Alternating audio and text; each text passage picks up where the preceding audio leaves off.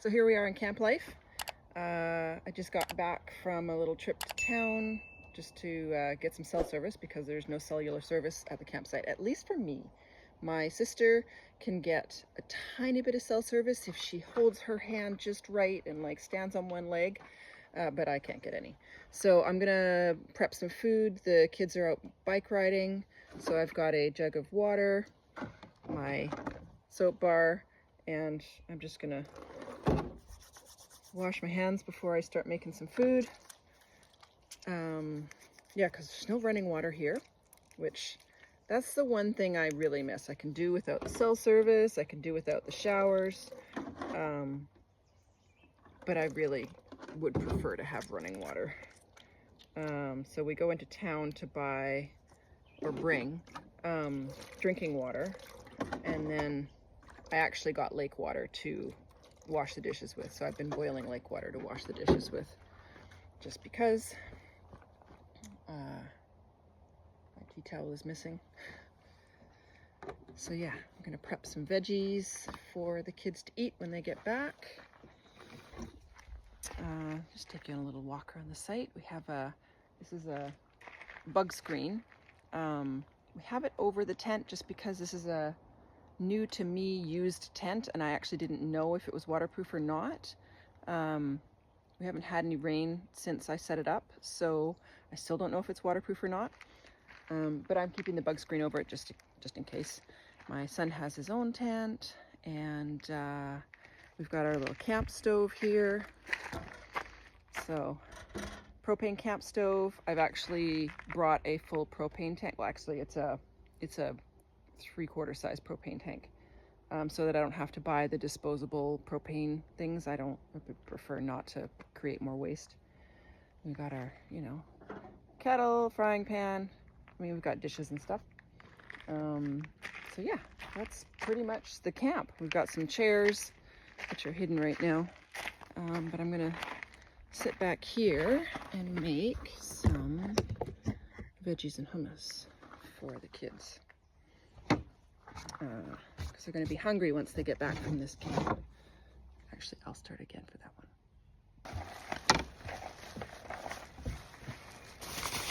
So I'm just gonna cut up some veggies and hummus for the kids. Well, for everybody.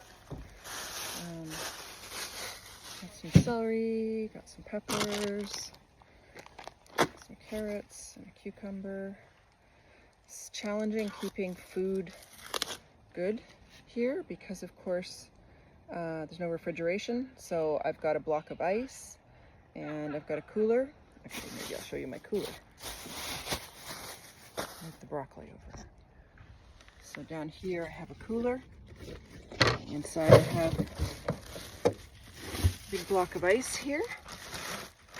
And that's our attempt at keeping the food from spoiling. It's challenging because you have to keep moving the cooler out of the sunshine.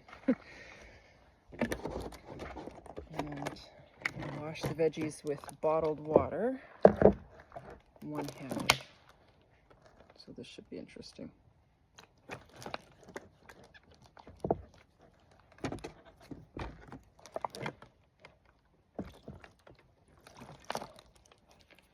So the water goes really quick when you're using it for washing hands and food and dishes. Well, some of the dishes. And drinking and cooking. Like we did pasta. And of course you're using a lot of water with pasta too.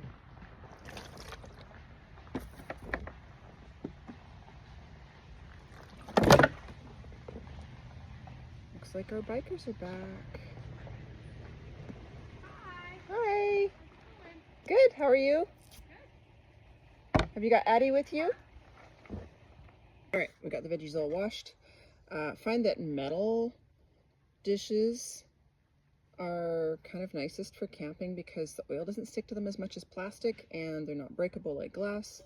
So metal, or some people use the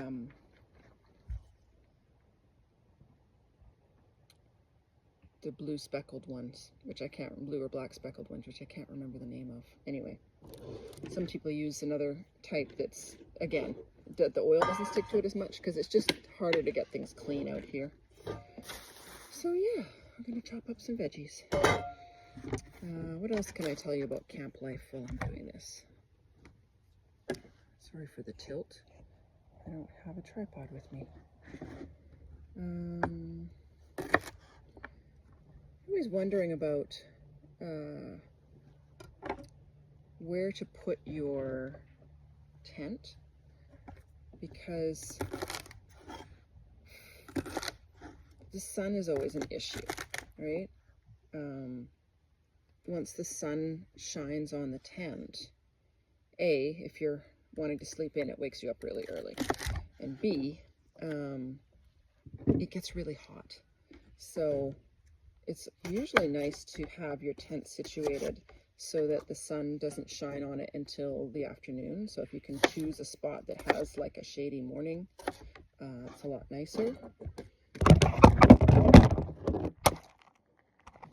Let's hope we can edit that out. I guess I'm rocking the table too much.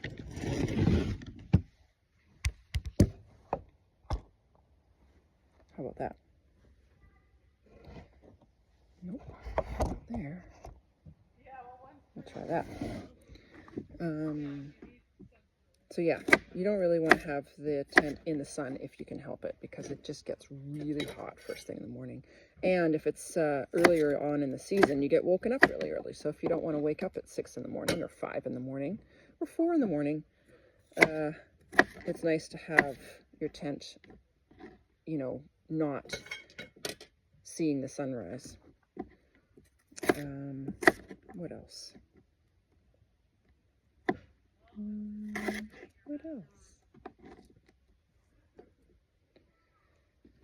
Sometimes you can have a fire. You can't always have a fire. Sometimes we have fire bans where the environment is too dry and there's just too much risk of starting a forest fire, so you're not allowed to have a campfire. We are allowed to have a campfire. What is this? This is June 30th, I believe. And we are still allowed to have campfires here, which is amazing. Because it's so nice to have a campfire when you're camping. The kids last night were roasting marshmallows, and they roasted hot dogs. And there's just, I don't know, there's just something amazing about having a campfire at night to sit around and talk and warm up, although it wasn't cold last night. We had a lot of fun the first night we got here. My sister had set up a tent for us because I did not think I had a tent anymore, and it rained. So the tent had a fly. I wasn't too worried about it. My son and I were in that tent. My older son and I were in that tent, and early morning, my son wakes up. He's like, "Mom, I'm wet." It's like, oh no. It's like the worst thing when you're camping is to be wet in the middle of the night or early morning. So it seems that somehow the fly failed. We don't know whether it's because it touched the side of the tent and caused water to come through the tent fabric, or whether it actually leaked. I'm not entirely sure. But the end result is, because, well, here's another backstory. Because we don't camp very often, we don't have sleeping bags. We literally only camp like once every 3 or 4 years. And so we don't have sleeping bags. So what I used, because I have lots of them, is our duvets. So we had a wool duvet and a down duvet. And both of them were probably a quarter wet, but like so wet that you could wring it out and water would cascade out of it. It was really wet. Luckily, there was enough of it dry that we were able to sort of go back to sleep and just keep sleeping, because there was nothing we could do about it. Keep sleeping till morning, and it didn't rain again. Well, it didn't really rain again. It sprinkled a little bit here and there. So we were able to hang the duvets up for the next couple of days and get them dry. And but yeah, having the right fly and making sure it doesn't touch the sides of the tent is really important if there's going to be any kind of precipitation. Because being wet when you're trying to sleep is just the worst. I may have to watch garage sales or something for some sleeping bags, because I think that if we'd had a sleeping bag in the tent instead of duvets, we probably wouldn't have gotten wet, because the water was really only the sides of the tent. And if you have a sleeping bag, it's contained more on your mat. But our duvets, because they're just big duvets, they touched the side of the tent and the end of the tent, and I think that's why we got so wet. So I may look for that. Anyway, my veggies are almost done. I've got a nice little plate of cucumber and celery. I'm going to cut up the pepper here. We've got some hummus, and hopefully soon the kids will be back and we can feed them some lunch. And that's kind of what we'll do here. We had, for dinner last night, we had steak on the frying pan. That was lovely, and some broccoli just sauteed in a pot. And I think tonight we'll have quesadillas for dinner. So we're just going to fry some tortillas with some cheese and cilantro and some refried beans and enjoy that. So maybe I'll take a video of that so you can see how that goes.